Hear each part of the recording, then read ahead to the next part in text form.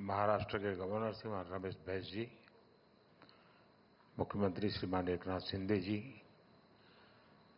उप मुख्यमंत्री भाई देवेंद्र फडणवीस जी, Ajit Dada Pawar ji, Indian newspaper society के प्रेसिडेंट भाई राकेश शर्मा जी, सभी वरिष्ठ महानुभाव, देवी और सज्जनों, सबसे पहले मैं इंडियन न्यूज़पेपर सोसाइटी के सभी सदस्यों को बहुत बहुत बधाई देता हूं। आज आप सभी को मुंबई में एक विशाल और आधुनिक भवन मिला है। मैं आशा करता हूं कि इस नए भवन से आपके कामकाज का जो विस्तार होगा, आपकी जो ईज ऑफ वर्किंग बढ़ेगी, उससे हमारे लोकतंत्र को भी और मजबूती मिलेगी।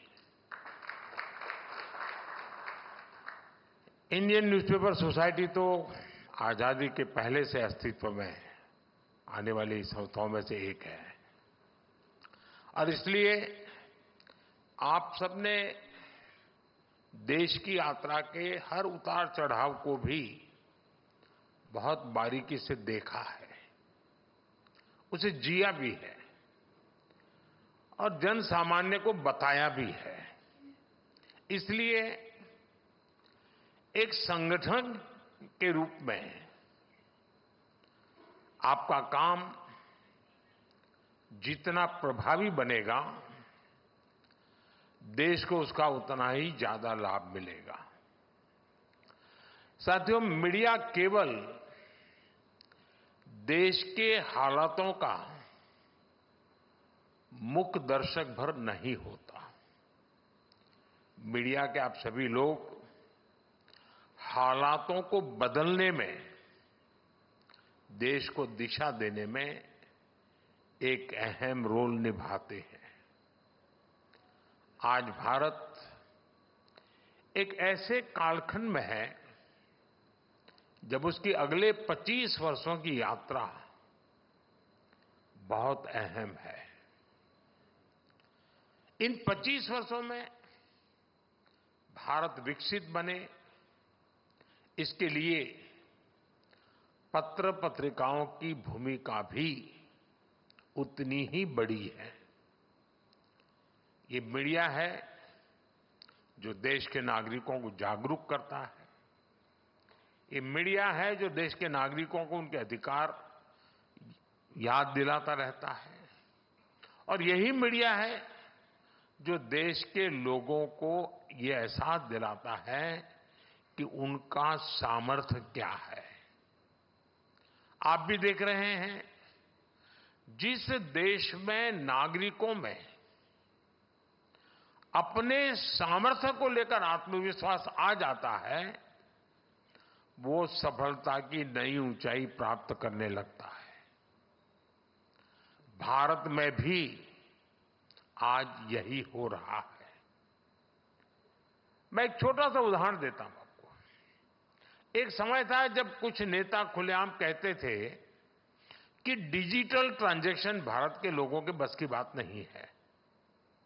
ये लोग सोचते थे कि आधुनिक टेक्नोलॉजी वाली चीजें इस देश में नहीं चल पाएगी, लेकिन भारत की जनता की सूझबूझ और उनका सामर्थ्य आज दुनिया देख रही है। आज भारत डिजिटल ट्रांजैक्शन में दुनिया में बड़े बड़े रिकॉर्ड तोड़ रहा है। आज भारत के यूपीआई की वजह से आधुनिक डिजिटल पब्लिक इंफ्रास्ट्रक्चर की वजह से लोगों की ईज ऑफ लिविंग बढ़ी है। लोगों के लिए एक स्थान से दूसरे स्थान पैसे भेजना आसान हुआ है। आज दुनिया भर में हमारे जो देशवासी रहते हैं, खास करके गल्फ के देशों में, वो सबसे ज्यादा रेमिटेंस भेज रहे हैं और उनको जो पहले खर्च होता था उसमें से बहुत कमी आ गई है। और इसके पीछे एक वजह ये डिजिटल रिवॉल्यूशन भी है। दुनिया के बड़े बड़े देश हमसे टेक्नोलॉजी और हमारे इंप्लीमेंटेशन मॉडल को जानना समझने का प्रयास कर रहे हैं। ये इतनी बड़ी सफलता सिर्फ सरकार की है ऐसा नहीं है। इस सफलता में आप सभी मीडिया के लोगों की भी सहभागिता है और इसलिए ही आप सब बधाई के भी पात्र हैं। साथियों, मीडिया की स्वाभाविक भूमिका होती है डिस्कोर्स क्रिएट करना, गंभीर विषयों पर चर्चाओं को बल देना। लेकिन मीडिया के डिस्कोर्स के दिशा में कई बार सरकार की नीतियों की दिशा पर निर्भर होती है। आप जानते हैं, सरकारों में हमेशा हर कामकाज के पीछे अच्छा है, बुरा है, लेकिन वोट का गुणा भाग उसकी आदत लगी ही रहती है। हमने आकर के इस सोच को बदला है। आपको याद होगा, हमारे देश में दशकों पहले बैंकों का राष्ट्रीयकरण किया गया था, लेकिन उसके बाद की सच्चाई ये थी कि 2014 तक देश में 40-50 करोड़ गरीब ऐसे थे जिनका बैंक अकाउंट तक नहीं था। अब जब राष्ट्रीयकरण हुआ तब जो बातें कही गई और 2014 में जो देखा गया, यानी आधा देश बैंकिंग सिस्टम से बाहर था। क्या कभी हमारे देश में ये मुद्दा बना? लेकिन हमने जनधन योजना को एक मूवमेंट के तौर पर लिया। हमने करीब 50 करोड़ लोगों को बैंकिंग सिस्टम से जोड़ा। डिजिटल इंडिया और भ्रष्टाचार विरोधी प्रयासों में यही काम हमारा सबसे बड़ा माध्यम बना है। इसी तरह स्वच्छता अभियान, startup India, stand up India जैसे अभियानों को अगर हम देखेंगे, ये वोट बैंक पॉलिटिक्स में कहीं फिट नहीं होते थे। लेकिन बदलते हुए भारत में देश की मीडिया ने इन्हें देश के नेशनल डिस्कोर्स का हिस्सा बनाया। जो स्टार्टअप शब्द 2014 के पहले ज्यादातर लोग जानते भी नहीं थे, उन्हें मीडिया की चर्चाओं ने ही घर घर तक पहुंचा दिया है। साथियों, आप मीडिया के दिग्गज हैं, बहुत अनुभवी हैं। आपके निर्णय देश के मीडिया को भी दिशा देते हैं। इसलिए आज के इस कार्यक्रम में मेरे आपसे कुछ आग्रह भी हैं। साथियों, किसी कार्यक्रम को अगर सरकार शुरू करती है तो ये जरूरी नहीं है कि वो सरकारी कार्यक्रम है। सरकार किसी विचार पर बल देती है तो जरूरी नहीं है कि वो सिर्फ सरकार का ही विचार है। जैसे कि देश ने अमृत महोत्सव मनाया, देश ने हर घर तिरंगा अभियान चलाया। सरकार ने इसकी शुरुआत जरूर की, लेकिन इसको पूरे देश ने अपनाया और आगे बढ़ाया। इसी तरह आज देश पर्यावरण पर इतना जोर दे रहा है, ये राजनीति से हटकर मानवता के भविष्य का विषय है। जैसे कि अभी एक पेड़ मां के नाम ये अभियान शुरू हुआ है। भारत के इस अभियान की दुनिया में भी चर्चा शुरू हो गई है। मैं अभी G7 में गया था, जब मैंने इस विषय को रखा तो उनके लिए बड़ी उत्सुकता थी, तो हर एक को अपनी मां का प्रति एक रहता है कि उसको लगता है ये बहुत क्लिक कर जाएगा। हर कोई कह रहा था। देश के ज्यादा से ज्यादा मीडिया हाउस अगर इससे जुड़ेंगे तो आने वाली पीढ़ियों का बहुत लाभ होगा। मेरा आग्रह है, ऐसे हर प्रयास को आप देश का प्रयास मानकर उसे आगे बढ़ाएं। ये सरकार का प्रयास नहीं है, देश का है। इस साल हम संविधान का 75वां वर्ष भी मना रहे हैं। संविधान के प्रति नागरिकों में कर्तव्य बोध बढ़े, उनमें जागरूकता बढ़े, इसमें आप सभी की बहुत बड़ी भूमिका हो सकती है। साथियों, एक विषय है टूरिज्म से जुड़ा हुआ भी। टूरिज्म सिर्फ सरकार की नीतियों से नहीं बढ़ता है। जब हम सब मिलकर देश की ब्रांडिंग और मार्केटिंग करते हैं तो देश के सम्मान के साथ साथ देश का टूरिज्म भी बढ़ता है। देश में टूरिज्म बढ़ाने के लिए आप लोग अपने तरीके निकाल सकते हैं। अब जैसे मान लीजिए महाराष्ट्र के सभी अखबार मिलकर के तय करें कि भाई हम सितंबर महीने में बंगाल के टूरिज्म को प्रमोट करेंगे अपनी तरफ से। तो जब महाराष्ट्र के लोग चारों अखबारों में हर तरफ बंगाल बंगाल देखे तो उनको करेगा यार इस बार बंगाल जाने का कार्यक्रम बनाए तो बंगाल का टूरिज्म बढ़ेगा। मान लीजिए आप 3 महीने के बाद तय करेंगे हम तमिलनाडु की सारी चीजों पर सब मिल करके एक ये करेंगे एक दूसरा करे, ऐसा नहीं, तमिलनाडु फोकस करेंगे। आप देखिए एकदम से महाराष्ट्र के लोग टूर में जाने वाले होंगे तो तमिलनाडु की तरफ जाएंगे। देश के टूरिज्म को बढ़ाने का एक तरीका, और जब आप ऐसा करेंगे तो उन राज्यों में भी महाराष्ट्र के लिए ऐसे ही कैंपेन शुरू होंगे जिसका लाभ महाराष्ट्र को मिलेगा। इससे राज्यों में एक दूसरे के प्रति आकर्षण बढ़ेगा, जिज्ञासा बढ़ेगी, और आखिरकार इसका फायदा जिस राज्य में आप ये इनिशिएटिव ले रहे हैं और बिना कोई एक्स्ट्रा प्रयास किए बिना आराम से होने वाला काम है। साथियों, आप सभी से मेरा आग्रह अपनी ग्लोबल प्रेजेंस बढ़ाने को लेकर भी है। हमें सोचना होगा दुनिया में हम नहीं है as far as media is concern. हम 140 करोड़ लोग के देश हैं। इतना बड़ा देश, इतना सामर्थ्य और संभावनाएं, और बहुत ही कम समय में हम भारत को 3rd लार्जेस्ट इकोनॉमी होते देखने वाले हैं।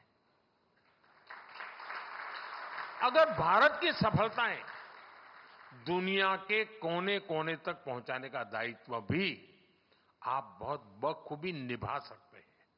आप जानते हैं कि विदेशों में राष्ट्र की छवि का प्रभाव सीधे उसकी इकोनॉमी और ग्रोथ पर पड़ता है।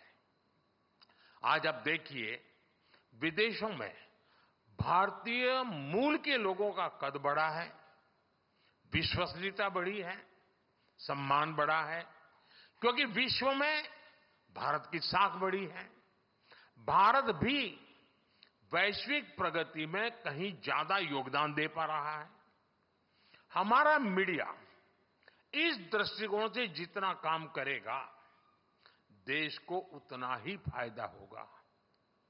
और इसलिए मैं तो चाहूंगा कि जितनी भी यूएन लैंग्वेजेज है उनमें भी आपके पब्लिकेशंस का विस्तार हो। आपकी microsites, social media accounts in भाषाओं में भी हो सकते हैं। और आजकल तो एआई का जमाना है, ये सब काम आपके लिए अब बहुत आसान हो गए हैं। साथियों, मैंने इतने सारे सुझाव आप सबको दे डाले हैं, मुझे मालूम है आपके अखबार में, पत्र पत्रिकाओं में बहुत लिमिटेड स्पेस हो रहती है, लेकिन आजकल हर अखबार पर और हर एक के पास एक पब्लिकेशन के डिजिटल एडिशंस भी पब्लिश हो रहे हैं। वहां न स्पेस की लिमिटेशन है और न ही डिस्ट्रीब्यूशन की कोई समस्या है। मुझे भरोसा है कि आप सब इन सुझावों पर विचार करके नए एक्सपेरिमेंट्स करेंगे और लोकतंत्र को मजबूत बनाएंगे। और मैं पक्का मानता हूं कि आपके लिए एक भले 2 पेज की छोटी एडिशन जो दुनिया की यूएन की कम से कम लैंग्वेजेज में हो, दुनिया का अधिकतम वर्ग उसको देखता है, पढ़ता है, एम्बेसीज उसको देखती है, और भारत की बात पहुंचाने की एक बहुत बड़ा सोर्स आपकी ये जो डिजिटल एडिशंस है उसमें बन सकता है। आप जितना सशक्त होकर काम करेंगे देश उतना ही आगे बढ़ेगा। इसी विश्वास के साथ आप सभी का बहुत बहुत धन्यवाद। और आप सबसे मुझे मिलने का अवसर भी मिल गया। मेरी आपको बहुत शुभकामनाएं हैं। धन्यवाद। महाराष्ट्र के गवर्नर श्रीमान रमेश बैस जी, मुख्यमंत्री श्रीमान एकनाथ शिंदे जी, उप मुख्यमंत्री भाई देवेंद्र फडणवीस जी, Ajit Dada Pawar ji, Indian newspaper society के प्रेसिडेंट भाई राकेश शर्मा जी, सभी वरिष्ठ महानुभाव, देवी और सज्जनों, सबसे पहले मैं इंडियन न्यूज़पेपर सोसाइटी के सभी सदस्यों को बहुत बहुत बधाई देता हूं। आज आप सभी को मुंबई में एक विशाल और आधुनिक भवन मिला है। मैं आशा करता हूं कि इस नए भवन से आपके कामकाज का जो विस्तार होगा, आपकी जो ईज ऑफ वर्किंग बढ़ेगी, उससे हमारे लोकतंत्र को भी और मजबूती मिलेगी। इंडियन न्यूज़पेपर सोसाइटी तो आजादी के पहले से अस्तित्व में आने वाली संस्थाओं में से एक है और इसलिए आप सबने देश की यात्रा के हर उतार चढ़ाव को भी बहुत बारीकी से देखा है, उसे जिया भी है और जन सामान्य को बताया भी है। इसलिए एक संगठन के रूप में आपका काम जितना प्रभावी बनेगा, देश को उसका उतना ही ज्यादा लाभ मिलेगा। साथियों, मीडिया केवल देश के हालातों का मुख्य दर्शक भर नहीं होता। मीडिया के आप सभी लोग हालातों को बदलने में, देश को दिशा देने में एक अहम रोल निभाते हैं। आज भारत एक ऐसे कालखंड में है जब उसकी अगले 25 वर्षों की यात्रा बहुत अहम है। इन 25 वर्षों में भारत विकसित बने, इसके लिए पत्र पत्रिकाओं की भूमिका भी उतनी ही बड़ी है। ये मीडिया है जो देश के नागरिकों को जागरूक करता है।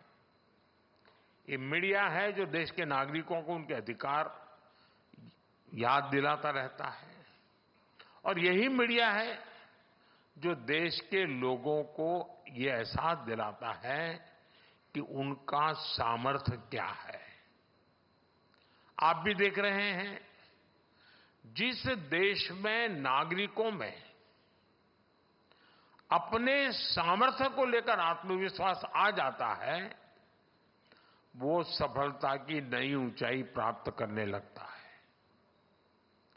भारत में भी आज यही हो रहा है। मैं एक छोटा सा उदाहरण देता हूं आपको। एक समय था जब कुछ नेता खुलेआम कहते थे कि डिजिटल ट्रांजैक्शन भारत के लोगों के बस की बात नहीं है। ये लोग सोचते थे कि आधुनिक टेक्नोलॉजी वाली चीजें इस देश में नहीं चल पाएगी, लेकिन भारत की जनता की सूझबूझ और उनका सामर्थ्य आज दुनिया देख रही है। आज भारत डिजिटल ट्रांजैक्शन में दुनिया में बड़े बड़े रिकॉर्ड तोड़ रहा है। आज भारत के यूपीआई की वजह से आधुनिक डिजिटल पब्लिक इंफ्रास्ट्रक्चर की वजह से लोगों की ईज ऑफ लिविंग बढ़ी है। लोगों के लिए एक स्थान से दूसरे स्थान पैसे भेजना आसान हुआ है। आज दुनिया भर में हमारे जो देशवासी रहते हैं, खास करके गल्फ के देशों में, वो सबसे ज्यादा रेमिटेंस भेज रहे हैं और उनको जो पहले खर्च होता था उसमें से बहुत कमी आ गई है। और इसके पीछे एक वजह ये डिजिटल रिवॉल्यूशन भी है। दुनिया के बड़े बड़े देश हमसे टेक्नोलॉजी और हमारे इंप्लीमेंटेशन मॉडल को जानना समझने का प्रयास कर रहे हैं।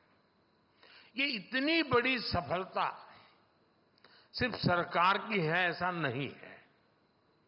इस सफलता में आप सभी मीडिया के लोगों की भी सहभागिता है और इसलिए ही आप सब बधाई के भी पात्र हैं। साथियों, मीडिया की स्वाभाविक भूमिका होती है डिस्कोर्स क्रिएट करना गंभीर विषयों पर चर्चाओं को बल देना। लेकिन मीडिया के डिस्कोर्स के दिशा में कई बार सरकार की नीतियों की दिशा पर निर्भर होती है। आप जानते हैं, सरकारों में हमेशा हर कामकाज के पीछे अच्छा है बुरा है, लेकिन वोट का गुणा भाग उसकी आदत लगी ही रहती है। हमने आकर के इस सोच को बदला है। आपको याद होगा, हमारे देश में दशकों पहले बैंकों का राष्ट्रीयकरण किया गया था, लेकिन उसके बाद की सच्चाई ये थी कि 2014 तक देश में 40-50 करोड़ गरीब ऐसे थे जिनका बैंक अकाउंट तक नहीं था। अब जब राष्ट्रीयकरण हुआ तब जो बातें कही गई और 2014 में जो देखा गया, यानी आधा देश बैंकिंग सिस्टम से बाहर था। क्या कभी हमारे देश में ये मुद्दा बना? लेकिन हमने जनधन योजना को एक मूवमेंट के तौर पर लिया। हमने करीब 50 करोड़ लोगों को बैंकिंग सिस्टम से जोड़ा। डिजिटल इंडिया और भ्रष्टाचार विरोधी प्रयासों में यही काम हमारा सबसे बड़ा माध्यम बना है। इसी तरह स्वच्छता अभियान, startup India, stand up India जैसे अभियानों को अगर हम देखेंगे, ये वोट बैंक पॉलिटिक्स में कहीं फिट नहीं होते थे। लेकिन बदलते हुए भारत में देश के मीडिया ने इन्हें देश के नेशनल डिस्कोर्स का हिस्सा बनाया। जो स्टार्टअप शब्द 2014 के पहले ज्यादातर लोग जानते भी नहीं थे, उन्हें मीडिया की चर्चाओं ने ही घर घर तक पहुंचा दिया है। साथियों, आप मीडिया के दिग्गज हैं, बहुत अनुभवी हैं।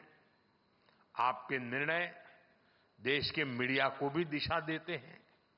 इसलिए आज के इस कार्यक्रम में मेरे आपसे कुछ आग्रह भी हैं। साथियों, किसी कार्यक्रम को अगर सरकार शुरू करती है तो ये जरूरी नहीं है कि वो सरकारी कार्यक्रम है। सरकार किसी विचार पर बल देती है तो जरूरी नहीं है कि वो सिर्फ सरकार का ही विचार है। जैसे कि देश ने अमृत महोत्सव मनाया, देश ने हर घर तिरंगा अभियान चलाया।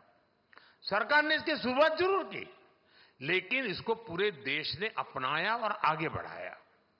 इसी तरह आज देश पर्यावरण पर इतना जोर दे रहा है, ये राजनीति से हटकर मानवता के भविष्य का विषय है।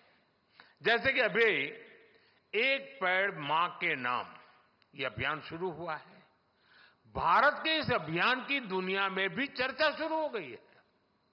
मैं अभी G7 में गया था, जब मैंने इस विषय को रखा तो उनके लिए बड़ी उत्सुकता थी, क्योंकि हर एक को अपनी मां का प्रति एक रहता है कि उसको लगता है ये बहुत क्लिक कर जाएगा। हर कोई कह रहा था।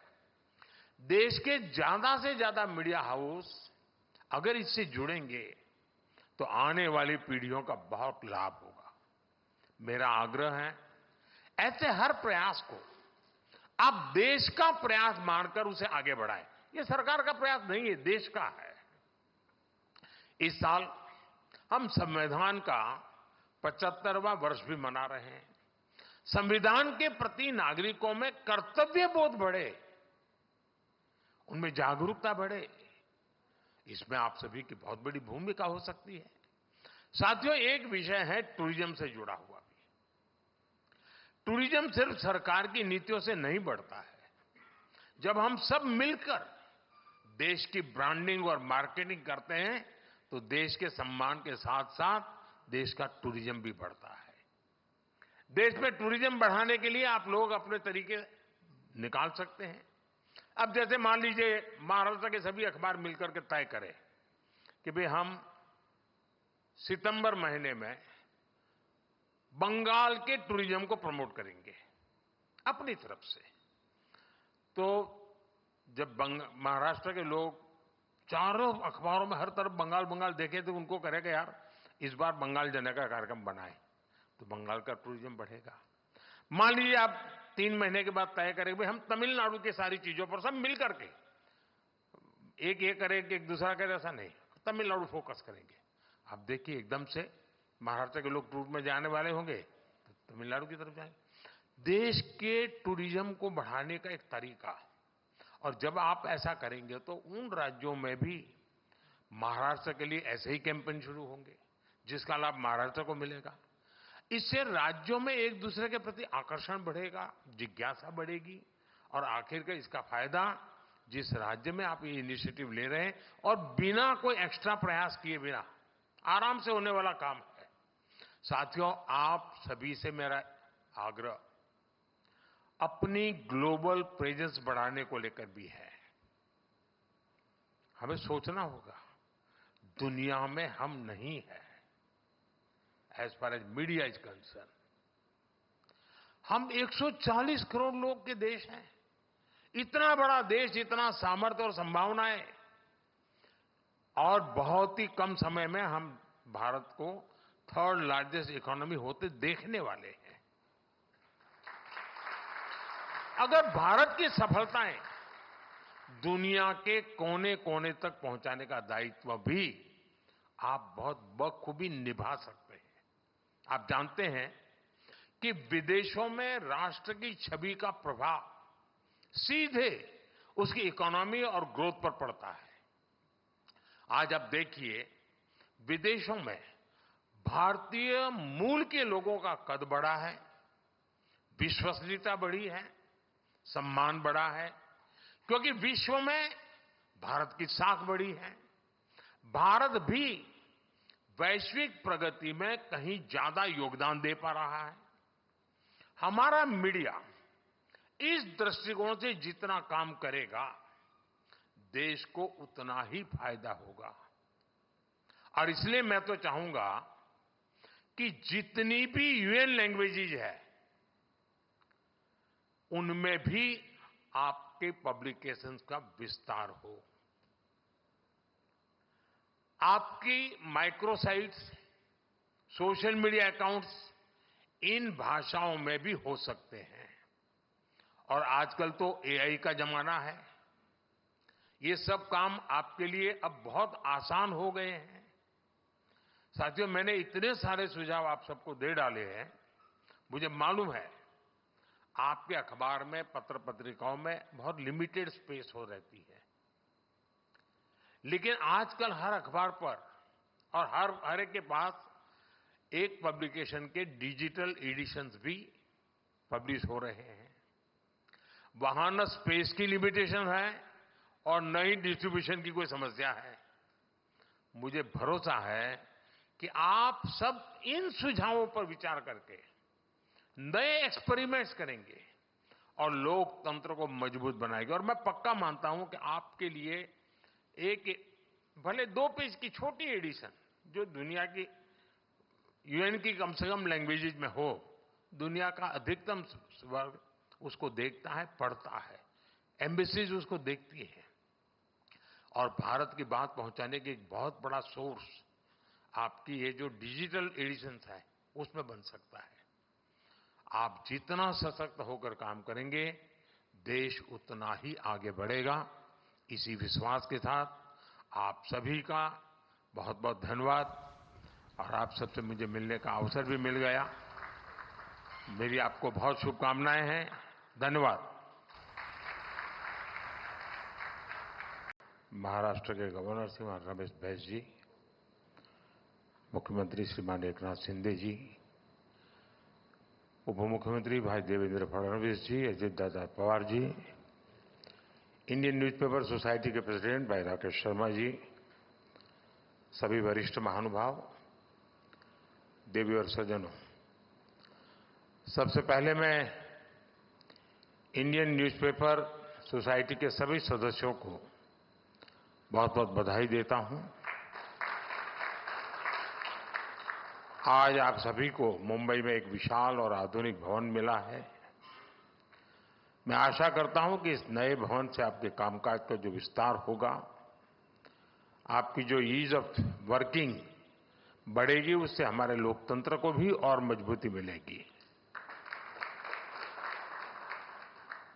इंडियन न्यूज़पेपर सोसाइटी तो आजादी के पहले से अस्तित्व में आने वाली संस्थाओं में से एक है और इसलिए आप सबने देश की यात्रा के हर उतार चढ़ाव को भी बहुत बारीकी से देखा है, उसे जिया भी है और जन सामान्य को बताया भी है।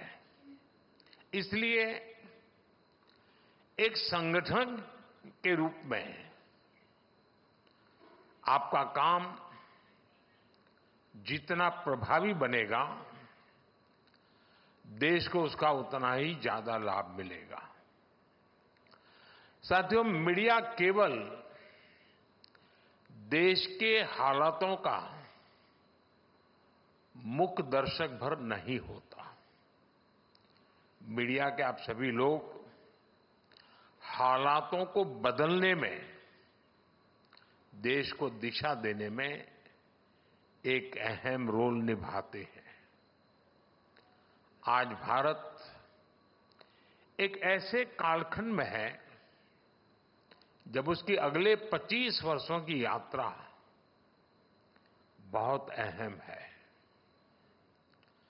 इन 25 वर्षों में भारत विकसित बने, इसके लिए पत्र पत्रिकाओं की भूमिका भी उतनी ही बड़ी है।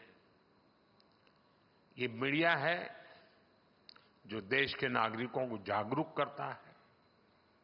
ये मीडिया है जो देश के नागरिकों को उनके अधिकार याद दिलाता रहता है और यही मीडिया है जो देश के लोगों को ये एहसास दिलाता है कि उनका सामर्थ्य क्या है। आप भी देख रहे हैं, जिस देश में नागरिकों में अपने सामर्थ्य को लेकर आत्मविश्वास आ जाता है, वो सफलता की नई ऊंचाई प्राप्त करने लगता है। भारत में भी आज यही हो रहा है। मैं एक छोटा सा उदाहरण देता हूं आपको। एक समय था जब कुछ नेता खुलेआम कहते थे कि डिजिटल ट्रांजैक्शन भारत के लोगों के बस की बात नहीं है। ये लोग सोचते थे कि आधुनिक टेक्नोलॉजी वाली चीजें इस देश में नहीं चल पाएगी, लेकिन भारत की जनता की सूझबूझ और उनका सामर्थ्य आज दुनिया देख रही है। आज भारत डिजिटल ट्रांजैक्शन में दुनिया में बड़े बड़े रिकॉर्ड तोड़ रहा है। आज भारत के यूपीआई की वजह से आधुनिक डिजिटल पब्लिक इंफ्रास्ट्रक्चर की वजह से लोगों की ईज ऑफ लिविंग बढ़ी है। लोगों के लिए एक स्थान से दूसरे स्थान पैसे भेजना आसान हुआ है। आज दुनिया भर में हमारे जो देशवासी रहते हैं, खास करके गल्फ के देशों में, वो सबसे ज्यादा रेमिटेंस भेज रहे हैं और उनको जो पहले खर्च होता था उसमें से बहुत कमी आ गई है। और इसके पीछे एक वजह ये डिजिटल रिवॉल्यूशन भी है। दुनिया के बड़े बड़े देश हमसे टेक्नोलॉजी और हमारे इंप्लीमेंटेशन मॉडल को जानना समझने का प्रयास कर रहे हैं। ये इतनी बड़ी सफलता सिर्फ सरकार की है ऐसा नहीं है। इस सफलता में आप सभी मीडिया के लोगों की भी सहभागिता है और इसलिए ही आप सब बधाई के भी पात्र हैं। साथियों, मीडिया की स्वाभाविक भूमिका होती है डिस्कोर्स क्रिएट करना, गंभीर विषयों पर चर्चाओं को बल देना। लेकिन मीडिया के डिस्कोर्स के दिशा में कई बार सरकार की नीतियों की दिशा पर निर्भर होती है। आप जानते हैं, सरकारों में हमेशा हर कामकाज के पीछे अच्छा है बुरा है, लेकिन वोट का गुणा भाग उसकी आदत लगी ही रहती है। हमने आकर के इस सोच को बदला है। आपको याद होगा, हमारे देश में दशकों पहले बैंकों का राष्ट्रीयकरण किया गया था, लेकिन उसके बाद की सच्चाई ये थी कि 2014 तक देश में 40-50 करोड़ गरीब ऐसे थे जिनका बैंक अकाउंट तक नहीं था। अब जब राष्ट्रीयकरण हुआ तब जो बातें कही गई और 2014 में जो देखा गया, यानी आधा देश बैंकिंग सिस्टम से बाहर था। क्या कभी हमारे देश में ये मुद्दा बना? लेकिन हमने जनधन योजना को एक मूवमेंट के तौर पर लिया। हमने करीब 50 करोड़ लोगों को बैंकिंग सिस्टम से जोड़ा। डिजिटल इंडिया और भ्रष्टाचार विरोधी प्रयासों में यही काम हमारा सबसे बड़ा माध्यम बना है। इसी तरह स्वच्छता अभियान, startup India, stand up India जैसे अभियानों को अगर हम देखेंगे, ये वोट बैंक पॉलिटिक्स में कहीं फिट नहीं होते थे। लेकिन बदलते हुए भारत में